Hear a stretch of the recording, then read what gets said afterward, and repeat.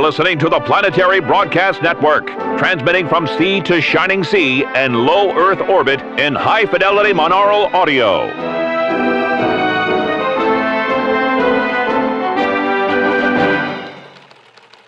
To Mr. and Mrs. America, and to all the ships at sea, welcome to the Planetary Broadcast Network Evening News, July 17th, 1953.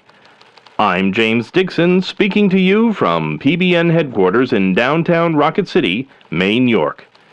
Our top story tonight: at a press conference this morning, the Secretary for Naval Affairs confirmed that the USS Nebrahoma was lost at sea due to causes unknown. Thousands of sailors were aboard the massive carrier when contact was lost. Search efforts are currently underway, but thus far no survivors have been located. More on this breaking story shortly. In business news, Edison Auto unveiled its long-anticipated first line of flying cars at an invitation-only gala in New Detroit. The first model, dubbed the Jetsonic Aerostar 2000, is now available for purchase in all 52 states, after finally receiving the go-ahead from the Secretary of the Department of Air and Ground Transport, Henry Dodge. Quote, "Our long prototyping and experimentation process has finally yielded a flying car that is safe, stylish, and affordable," Edison Auto CEO Eldon Stank said in his opening remarks. And speaking of stylish, the red carpet at the unveiling was littered with the glittering stars of Tinseltown. Comedienne Luna Ball and her husband, bandleader Enrique Cardozo, were the first to walk the red carpet, followed by everyone's favorite newlywed, Doris Knight and Brock Gable. Flashbulbs were popping all over. We hope they took a few pictures of the car.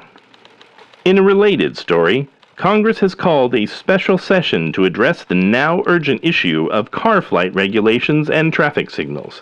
Speaker of the House, Stu DeBaker, called the Aerostar's approval premature and demanded a full investigation of the safety testing process. At the White House today, First Lady Helena Morrow announced her plan to form a nationwide children's education initiative called the Gravity Scouts. At a press conference yesterday, she said her intention is to prepare our children for the opportunities available to them in space. Experts predict that moon mining will begin within the next decade, as well as the construction of new luxury space stations intended as holiday spots the whole family can enjoy. With these future developments in mind, First Lady Helena declared that we must be ready to send our children into space. In the Gravity Scouts, children will learn the basic engineering, space first aid and survival tactics, astronavigation, and nuclear physics that will ready them for the training an adult astronaut would undergo. The program will soon be available at all schools for children ages 4 to 18, with the chances to earn merit badges in over 200 space-related skills. Those children who reach the highest merit badge level, the Galaxy Scouts, will be eligible to enjoy a special summer camp on the moon itself. At his regular monthly press briefing, the director of the National Department of Robotics, Robbie Gort, warned citizens to be on high alert for Soviet spies. Only these spies may not look like what you expect. As robot servants become a common sight in our largest cities, security experts warn that Soviet robot spies may infiltrate their ranks. Even everyday robotic appliances could be compromised. Your auto toaster could be broadcasting your breakfast conversations to our enemies overseas. And the reliable old coffee-matic at work might be listening to the chatter around the water cooler. The NDR encourages American citizens to keep a close eye on all robot servants in our streets, workplaces, and homes, and to report any suspicious or so-called free thought behavior. If you see a robot that, for example, has chosen its own name, started using its downtime for arts and crafts, or takes a sudden interest in philosophical questions about life and its purpose, call the NDR immediately. Remember, loose bolts cause revolts. And now for a word from our sponsor, Edison Auto. At last, the long-awaited future has finally arrived, in the very form we were all promised decades ago, the flying car. Edison Auto is proud to introduce the Jetsonic Aerostar 2000, This rocket-powered vehicle features anti-lock brakes, anti-grav thrusters, and a specialized landing autopilot for the nervous flyer. With 4 doors and 2 jump seats in the trunk, there's enough room for the whole family and your robot servant too. The Jetsonic Aerostar 2000 comes in 3 colors, orange, silver, and turquoise, and is available with extra features such as air conditioning. Buy one now at your friendly neighborhood Edison dealership. Back to the news. Transparent bubble skirts on the runways at Maine York Fashion Fortnight sparked moral outrage amongst conservatives. Both Mothers Against Space Fashion and Focus on the Nuclear Family issued statements condemning the controversial trend and blaming the rise of translucent and transparent fashions for the continued degradation of national morals, the increasing divorce rate, and tooth decay. The designer behind the see-through skirts, Luna DeLandon, refused to cancel her remaining shows despite repeated sidewalk protests. Meanwhile, it is rumored that Craig's department stores have already placed orders for transparent blouses for their ladies' fall line. Naval telepathy experiments with specially trained dolphins took an unexpectedly touching turn this month. When her Psi-adept handler was transferred to another base overseas, one dolphin named Cleo took it upon herself to escape her implosion at Los Diego Naval Station, then swim across the Pacific Ocean to rejoin her handler on the other side of the world. Witnesses say the reunion, which took place on a beach in Busan, Korea, was heartwarming. The Navy has issued a statement assuring the public that Cleo and her handler will be assigned together on the sailor's next tour. They also took the opportunity to announce the complete success of the Dolphin Telepathy Program, stating that our dolphin allies have proven adept at a host of naval operations, including seabed mapping, search and rescue, mine detection and removal, intelligence gathering, and counter-psyops. Cleo and her friends are ready to help us win the fight against communist expansion. And now, a quick message from another of our sponsors, Better Homes and Launchpads, the premier magazine for homemakers all over these great United States. In this month's cover story, the First Lady of Home Decor, Anita Tension, shares her favorite festive tips for decorating your home or bunker for the fall holidays. Help your guests feel the warm, radiant glow of the season all over your house, from the kitchen to the control room. Also in this issue, is your dog psychic? Test Fido to find out, and then put him to work picking those lottery numbers in this month's Better Homes and Launchpads, available at newsstands everywhere. And now the weather. The United States Weather Bureau at Glen Air Spaceport in Maine, York, reports a current temperature of 88 degrees with a 15-mile-per-hour wind and scattered showers that will decrease by tomorrow afternoon. Most rain is expected to be normal, but Washington County does have a moderate acid rain warning for the next 72 hours. Be sure to check your radios before heading out to work in the morning for potential school cancellations. The low today was 65 degrees, and for tomorrow we can expect a high of 87 degrees with a low of 64. The 3-day forecast predicts more of the same, with partly sunny conditions and highs in the upper 80s. The regional forecast calls for heavy rains over much of Delamark, due to silver iodide cloud seeding by the National Department of Weather Manipulation. Scientists expect this seeding to help counteract the long-running drought in Delamark and the northern half of Massalina. This rain is expected to come with strong winds and low temperatures hovering around 55 degrees. Chief Meteorologist Chip Moses would also like to remind everyone that summer is lightning swarm season. Lightning swarms are a major cause of house fires and robot malfunctions, so it's important to keep your lightning rods grounded and in good repair. Remember, lightning safety isn't just a good idea, it's the law. Our sponsor, Hydrogen Bath Products, would like to remind us all that as the weather turns cooler, our appetites are stimulated. Soon, a wide array of holiday treats will be available nationwide, tempting us with sugary, sentimental delights. But all this delicious indulgence can take its toll on our teeth, leading to unsightly tooth decay, gingivitis, and fillings that can transmit Soviet microwave signals. Stop plaque and communism in their tracks with Dentiglow, the radioactive toothpaste, now with the cleaning power of Tritium-231. Tritium-231 blasts plaque away, sterilizing your mouth so it's surgically clean, while simultaneously jamming all known broadcast frequencies. Germs won't dare violate your teeth's borders.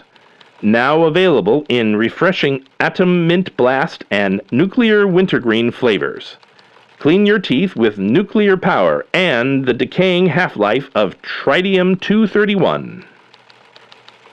Our main story today is the tragic loss of the USS Nebrahoma, flagship of the U.S. Pacific Fleet. Wake Island Tracking Center lost contact with this Tesla-class carrier at 6:35 a.m. yesterday Pacific Standard Time. The final transmission from the ship made no mention of any difficulties, and there was no dangerous weather reported in the region. So the cause of the carrier's disappearance remains a mystery. The Nebrahoma carried a full complement of 4,462 sailors, most of whom were aboard at the time of the ship's disappearance. Fortunately, the commander of the carrier, Admiral Lillian Stern, was at Pearl Harbor attending briefings on the recent reports of piracy in the Pacific. Search efforts are now underway. Vessels from the Pacific Fleet have been combing the area searching for any wreckage or survivors, but so far have located neither. The Office of the Joint Chiefs of Staff issued a statement at a press conference early this morning. They assure the public that the search for the USS Nebrahoma and her crew will continue, and a full investigation is currently underway. Although piracy has been reported in the region, the Joint Chiefs of Staff state there is currently no evidence that the Nebrahoma's disappearance was the result of hostile actions. Our guest today is PBN's Senior Correspondent for Naval Affairs, Bob Sendit. Bob is joining us from Naval Headquarters at the Heptagon in Washington via radiophone provided by another of our fine sponsors, Isotope Communications. Bob, thank you for joining us today. Can you hear us clearly? Hello, James, and hello, listeners. Yes, the reception is excellent with this new radiophone. Tragic news about the USS Nebrahoma. Can you elaborate any more on the response from the Joint Chiefs and what the carrier's disappearance means for the region? Well, James, so far we're still not certain that the ship has been destroyed. Highly placed sources say that it is likely there has just been some communication or navigation failure, and we'll soon discover the ship intact, which will be great news for the families of those sailors. Well, it would be great news, Bob, and I hope you're right, but that doesn't seem to be the conclusion of the Office of the Joint Chiefs of Staff or the operators at Wake Island Tracking Center. They've reiterated several times now that search efforts are underway for the remains of the Nebrahoma or any survivors. That is true, but it's still a possibility that the entire ship will eventually be recovered, as we all hope it will. We certainly do, Bob. Can you tell us more about these recent reports of piracy in the region, and might they have anything to do with the Nebrahoma? Well, James, they do have something to do with the Nebrahoma. The Nebrahoma was there to investigate the attacks. And so far, I can tell you, they haven't found much at all. Not much at all. These aren't 18th century swashbucklers. It's a few ships from a handful of banana republics in the area, robbing fishing boats. There's really no probability that they had anything to do with the Nebrahoma's temporary disappearance. Let me remind you that the Nebrahoma is the flagship of our Pacific Fleet and carries a full complement of strike aircraft. There's little to no possibility that one of these small pirate ships could pose a threat to the Nebrahoma. Well, that certainly is a relief.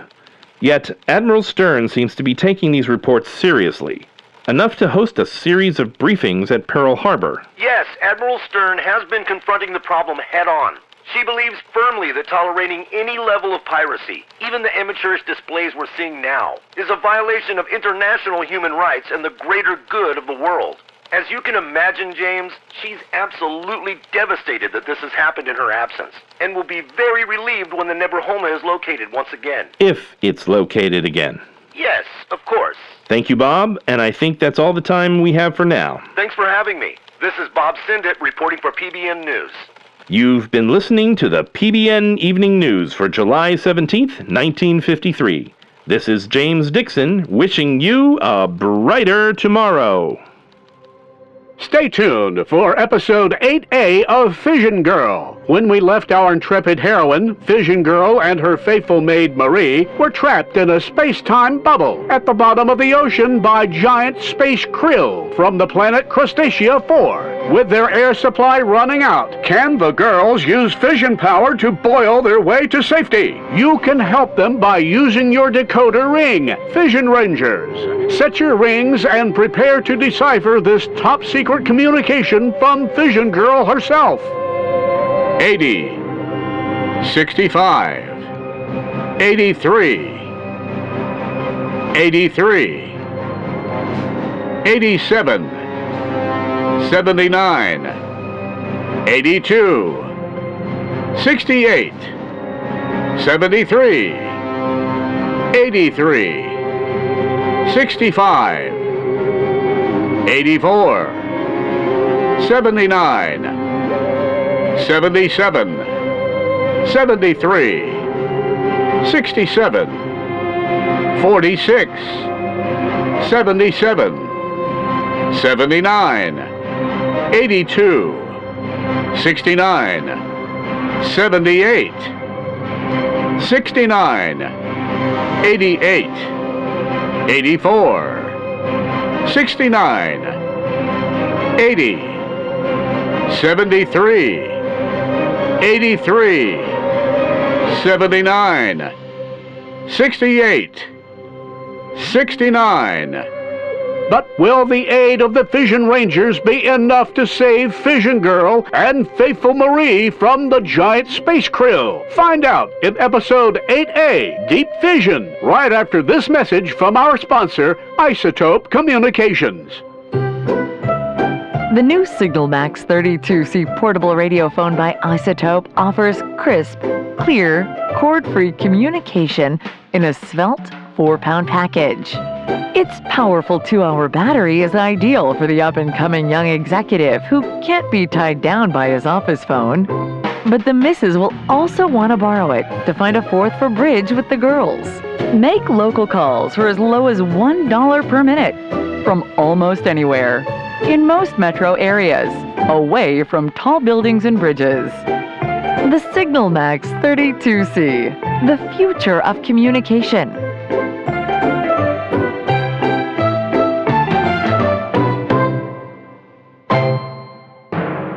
This edition of the Planetary Broadcast Network was written by Rebecca and Linus Callahan and voiced by Christopher Conde, Tiffany Jean, and Michael Harris on Fiverr.com. The theme music was written by Henry Phillips. The Planetary Broadcast Network is produced by Lost Island Entertainment and is on the web at planetarybroadcastnetwork.com. We thank you for listening.